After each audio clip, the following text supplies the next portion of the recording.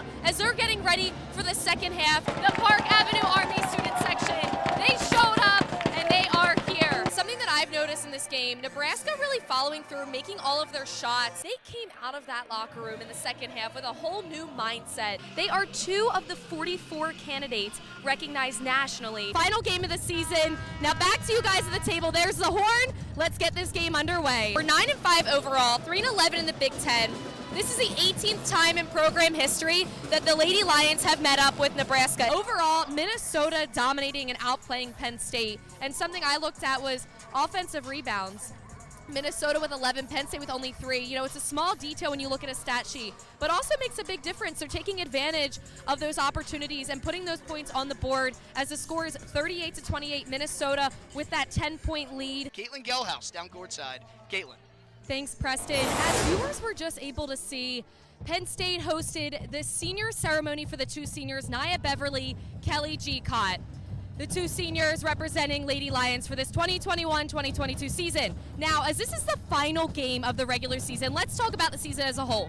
The Lady Lions are 11-6 overall, 5-12 in the Big Ten Conference, and they cut their turnover amount in half almost. 15 in the first half, 8 in the second half. So that's called improvement, and that's what you want to see in a team like Penn State. McKenna Marisa, yes, our leading scorer, 12 points. She's really been the standout highlight of this game. Something that I've really noticed in this game so far is the turnovers. Penn State with 15, yes, 15 turnovers. It's killing them. And Maryland is capitalizing on their mistakes. Leilani Kapanis, she's a do-it-all player.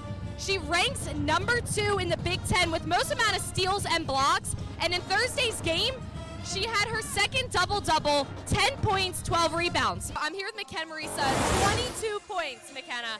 How are you feeling after that win? What's next for you guys? This is the first triple-double that Penn State has seen since Penn State joined the Big Ten in 1993. How does it feel to contribute these numbers? What was it like to be the leading scorer for your team tonight? This is the first time the Nittany Lions are facing the George Mason Patriots since 2005.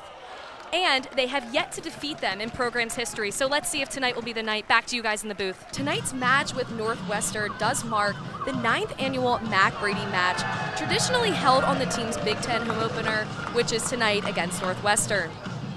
It is to honor and celebrate the life and legacy of one of their biggest fans. And at the age of 8, Brady unfortunately passed away on December 31st, 2012, following an unexpected blood infection. To honor his life and love for soccer, especially goalkeeping, Mac's parents, Christian and Elizabeth Brady, created the Mac Brady Memorial Soccer Fund, which is an endowment for Penn State goalkeepers to assist with recruiting, equipment, and other needs. Hello and welcome to a special edition of the Center County Report.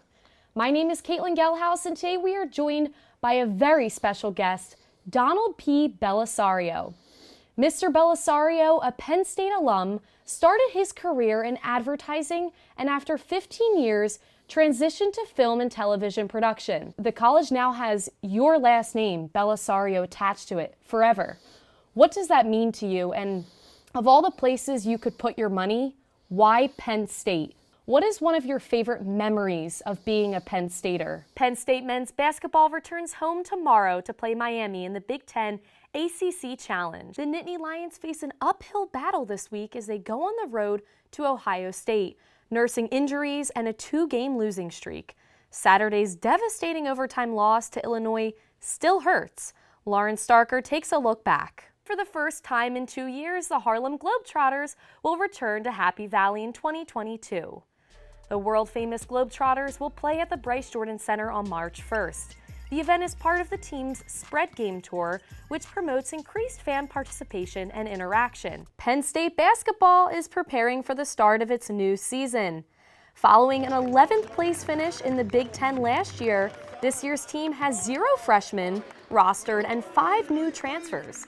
First-year head coach Micah Shrewsbury is embracing the underdog role for the quickly approaching season. The Nittany Lions men's hockey team heads to Nashville, Tennessee this weekend for the U.S. Hockey Hall of Fame game against North Dakota. The Lions swept Niagara last Thursday and Friday at Pagula Ice Arena. Those scores were 4-0 and 6-2. One of the highlights was Kevin Wall's hat trick and 5 goals in the series. Penn State is now 5-1 overall in the season.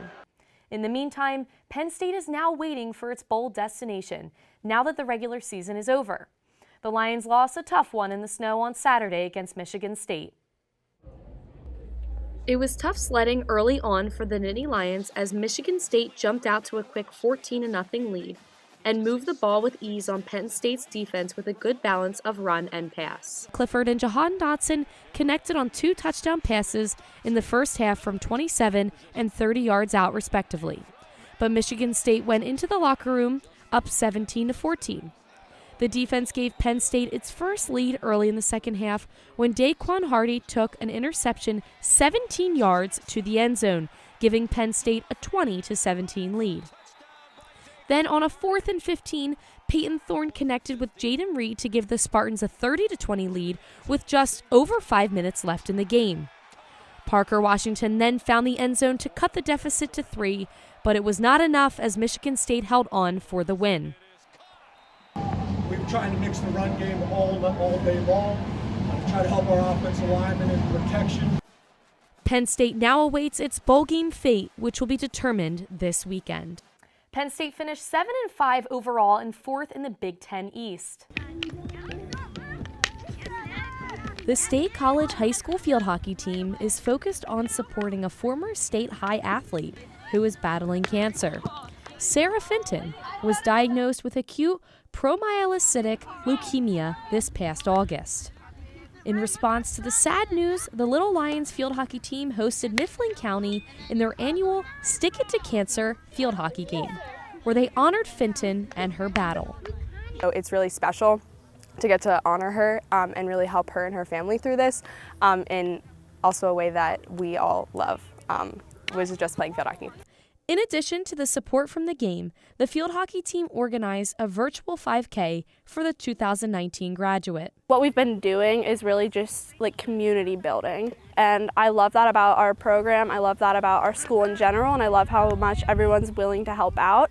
Head coach Sharon Herlocker shares what it means to the community to support a cause like this. I think it's just awesome for us to be part of something bigger than ourselves and be bigger than sports. Although the Stick It to Cancer field hockey game and virtual 5K began back on October 6th, there is still time to register for that 5K, where you can run, walk, or jog. So grab those sneakers, hit the track, and support Sarah Fenton and her battle against leukemia. In State College, reporting for the Center County Report, I'm Kaitlin Gehlhaus.